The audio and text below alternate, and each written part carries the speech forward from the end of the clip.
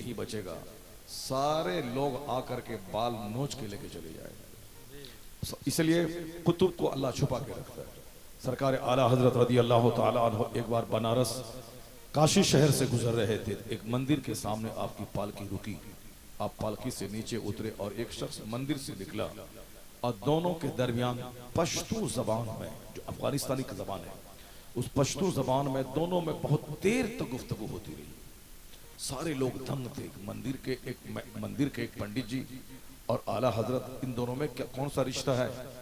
मंदिर से निकले हैं जो देखने में पंडित जी लग रहे हैं, और ये आला हजरत लाखों उलमा के सरदार हैं, अपने ज़माने के कुतुबुल इरशाद वली कामिल नाइब गौसे आज़म है। दोनों में बहुत देर तक बात होती रही। गुफ्तगू ख़त्म हुई, आला हजरत आगे की मंजिल की तरफ बढ़े, वह मंदिर की तरफ चले गए। किसी ने पूछा कि हुजूर ये मामला समझ में नहीं आ रहा, वो शख्स मंदिर से निकला था और आप कुतुब वक्त हैं, कौन थे वो हुजूर बता दें। आला हजरत ने कहा कि वो इस बनारस शहर के मौजूदा कुतुब है, वो अल्लाह सुब्हान, वो मौजूदा कुतुब है। अपनी कुतुबियत को छुपाने के लिए वो मंदिर में रहते हैं, अपनी कुतुबियत को छुपाने के लिए वो मंदिर में रहते हैं।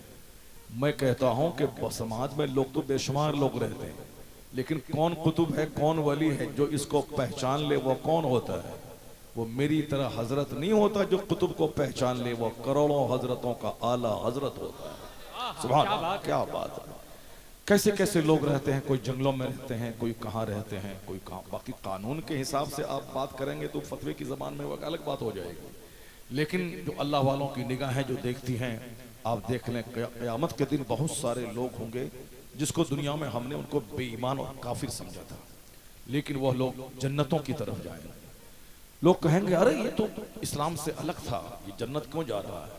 जवाब दिया जाएगा तुम्हारे नजदीक वो काफिर था, मगर मरने से पहले पहले तौबा करके अल्लाह के नजदीक वो मोमिन बन गया था। और बहुत सारे लोग दुनिया में जो हमारी तरह नमाज पढ़ते थे, मस्जिद में रहते थे, ईदगाह और जुमा में शरीक होते थे, ईदैन और जुमा में, मगर क़यामत के दिन बहुत सारे लोग इस तरह समाज में रहने वाले काफिरों के साथ जहन्नम की तरफ हकाए जाएंगे। कहा जाएगा ये तो मुसलमान था, मेरी तरह नमाज पढ़ता था, कलमा पढ़ता था। कहा तुम्हारे नजदीक मुसलमान था और मरने से पहले पहले इसने कुफ्र किया था, अल्लाह के नजदीक ये काफिर थे, इसीलिए जहन्नम जा रहे हैं। इसलिए हमेशा अपने ईमान के ताल्लुक से चौकस और चौकन्ना रहना पड़ेगा। दुनिया की कोई भी मसरूफियत, कोई भी दौलत मेरे ईमान को लूटने नहीं पाए।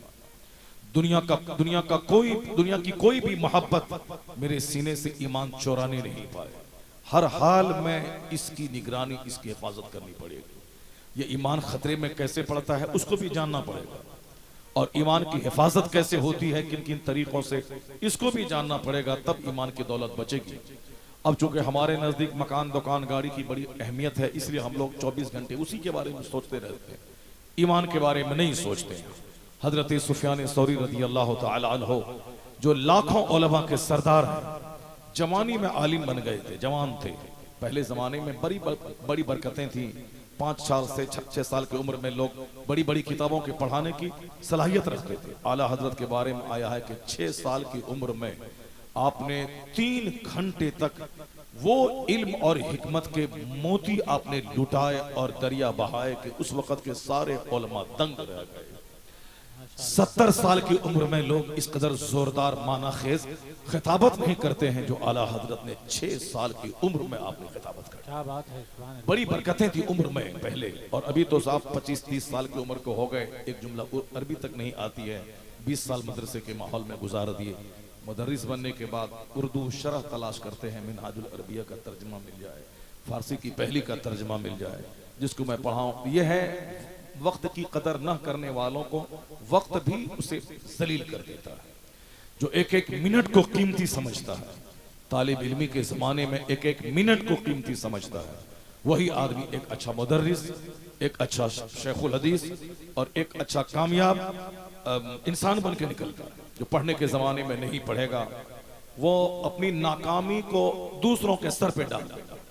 जैसे हिंदुस्तान में आज बहुत सारे बच्चे हैं जो स्कूल कॉलेज में पढ़े, बाप ने जमीन बेचकर एम्स में पढ़ा, अलीगढ़ यूनिवर्सिटी में पढ़ाया, नौकरी नहीं मिली तो बच्चे क्या बोलते हैं, अब्बू ये हिंदुस्तान दूसरों का मुल्क है, यहाँ मुसलमानों को नौकरी नहीं मिलती है। वो अपनी कमजोरी पे पर्दा डालने के लिए इस तरह के जुमले बोलते हैं। बाप उनसे बोले कि तुम ये बोल कि तुम्हारे पास कौन सी कमजोरी थी? मैथ अच्छा है तो अंग्रेजी अच्छी नहीं है, अंग्रेजी अच्छी है तो जीके अच्छा नहीं है, जीके अच्छा है तो जीएस सही नहीं है, जीएस सही है तो हिस्ट्री और ज्योग्राफी सही नहीं है। तुम बोल कि मेरा ये पहलू कमजोर है इसलिए मैं जॉब नहीं ले पा। ये बात गलत है कि दूसरों के मुल्क में हम रहते हैं। कौन बोला दूसरों के मुल्क में रहते हैं? अगर हिंदुस्तान की आज़ादी में अगर दूसरों का हक है तो हमारा भी हिस्सा है। हमारे बाप दादाओं ने भी खूब कुर्बानियां दी हैं मुल्क की आज़ादी में। इसलिए ये कहना कि दूसरों का मुल्क है, ये अव्वलन ये बात ही झूठ है। जिसके आबाओ अजदाद 1200 साल से हिंदुस्तान में रह रहे हो, वो उस मुल्क को तुम दूसरों का मुल्क कहता है? नहीं नहीं, उस सिख का भी मुल्क है, हिंदुओं का भी मुल्क है, मुसलमानों का भी मुल्क है। और अगर हमारी बात कहो, मैं मौलाना हूं, तो अमेरिका की चमकती सड़कों से हम हिंदुस्तान की सड़ी हुई गलियां मुझको ज्यादा प्यारी हैं, चूंकि मैं यहां पैदा हुआ हूं। दूसरे नेता होते हैं जो कहते हैं कि अमेरिका का मॉल बड़ा अच्छा है, सड़कें बड़ी अच्छी हैं, वहाँ के मकानात बड़े अच्छे हैं, चाइना का हुआंग शहर बड़ा खूबसूरत है, वहाँ की यूनिवर्सिटी बीजिंग बहुत ज़बरदस्त है सड़कें। मगर मैं कहता हूँ वहाँ से लौटने के बाद चाइना से अच्छा हिंदुस्तान हमारा, जापान से अच्छा हिंदुस्तान हमारा, अमेरिका से अच्छा हिंदुस्तान हमारा, ब्रिटेन से अच्छा हिंदुस्तान हमारा, फ्रांस से अच्छा हिंदुस्तान हमारा, पाकिस्तान से अच्छा हिंदुस्तान हमारा, बांग्लादेश से अच्छा हिंदुस्तान हमारा, यानी सारे जहां से अच्छा हिंदुस्तान हमारा। हम बुलबुलें हैं इसकी ये गुलसिता हमारा। ये मैं बोलता हूँ, ये हमारे उलमा बोलते हैं, ये हमारे मदरसे के पढ़े लिखे बच्चे बोलते हैं। अगर कोई बोलता है कि आप देश के प्रति वफादार नहीं है, वो झूठ बोलता है। झूठ कोई भी बोल सकता है। कोई नेक आदमी है, मैं बोलूंगा आपने शराब पिया है, झूठ कोई भी बोल सकता है। वो झूठ बोलते हैं अगर कहते हैं कि आप वफादार नहीं है। ये जो जुमला बोलता है मेरा कि अमेरिका से अच्छा हिंदुस्तान हमारा, पाकिस्तान से अच्छा हिंदुस्तान हमारा, क्यों? अमेरिका और पाकिस्तान में कोई गरीब नवाज नहीं है, हिंदुस्तान में सरकारी गरीब नवाज का रोजे पर। इसलिए हिंदुस्तान हमारा एक लाजवाब मुल्क है, खूबसूरत मुल्क है। अब तुमने कैसे कह दिया कि दूसरों का मुल्क है, नौकरी नहीं मिलती है? नौकरी मिलती है। नहीं देखा तुमने इसी दौर में, इसी पीरियड में, मोदी जी के पीरियड में पिछले साल 40 बच्चे जिन्होंने आईएएस निकाला, वो सब बच्चे डीएम बने। नहीं देखा तुमने इसी तुम्हारे बिहार में अलजामतुल अशरफा का प्रोडक्ट मौलाना शाहिद मिसबाही, उन्होंने आईएएस निकाला, वो आज बिहार के समस्तीपुर में कमिश्नर के ओहदे पे फाइज है। वो क्या बात है। नहीं देखा तुमने इसी हिंदुस्तान में कश्मीर का शाह फैसल पूरे यूपीएससी में टॉप रिजल्ट निकाला उसने, यानी टॉप, जो कभी आज से लगभग 30 साल पहले इसी गोपालगंज सिवान का एक पूत था, जो आज हमारे नजदीक भले ही अकीदे के एतबार से बहक गया हो, लेकिन उनके आबा अजदाद बड़े अच्छे थे। आमिर सुबहानी नाम का एक शख्स, वो इसी धरती का था जिसने पूरे हिंदुस्तान में आईएएस में टॉप किया था।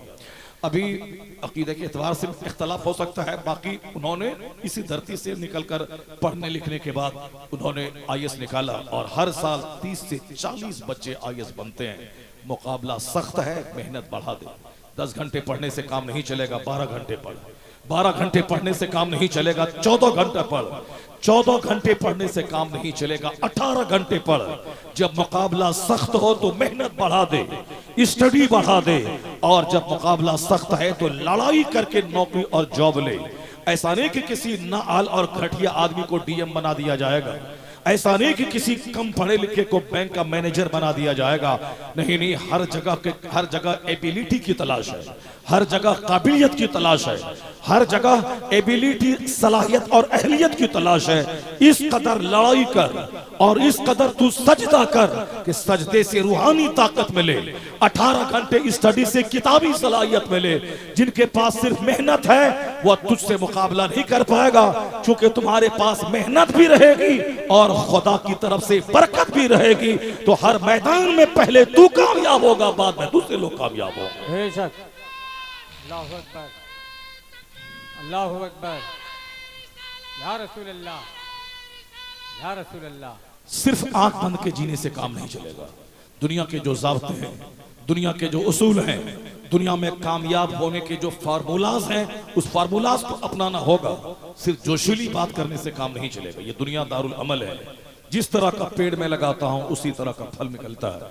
यहाँ ऐसा नहीं होता है कि मैं सेब का पेड़ लगा के आम वहां से हासिल करूं, आम का दरख्त लगा के वहां से मैं कटहल हासिल